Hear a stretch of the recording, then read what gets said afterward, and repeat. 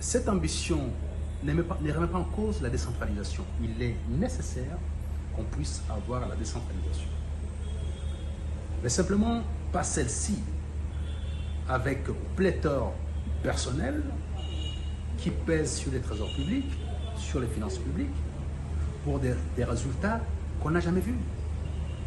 On a plus vécu l'ambition des gens, l'anarchie, les capharnaüm total, que les changements escomptés en ce qui concerne cette fameuse démocratie à la base. Alors, ma proposition ici commence par une structure très importante qui a pour vocation d'élaborer des projets au profit de tous.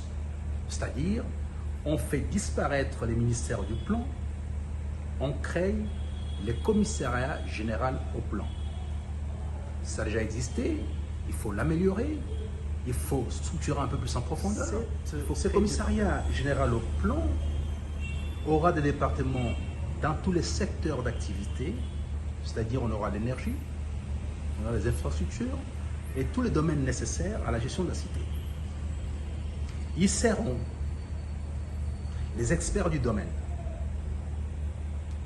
Et on ira avec ce qu'on appelle la réforme qualitative, c'est-à-dire que les personnels affectés à nous pondre ou à nous produire un projet de société ou une expertise dans ce domaine précis qui est par exemple l'énergie, doit bénéficier des émoluments à la hauteur de la tâche.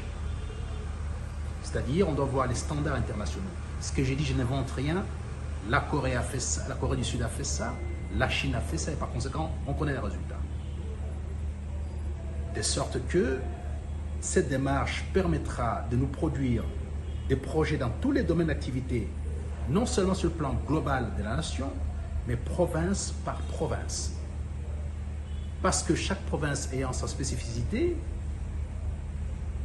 l'énergie recherchée pour couvrir les besoins du Congo central, ça ne sert pas la même énergie pour les Nord. Donc, on peut espérer dorénavant avoir un plan stratégique national pour le développement sur mesure, à la fois sur l'ensemble du territoire et province par province. Parce que les gouverneurs qui ont des ambitions politiques pour gérer une province, globalement, les gens n'ont pas des compétences pour gérer, apporter du développement sui generis. Il faut des experts attitrés, dont c'est les métiers qui vont travailler sur 5 ans, sur 10 ans, sur 20 ans, sur 50 ans, en fonction de l'évolution des affaires du monde, des besoins, des interactions entre populations, entre pays. Nous sommes actuellement dans la transition énergétique avec énormément de choses qui requièrent qu'effectivement la quête de l'énergie n'est plus la même.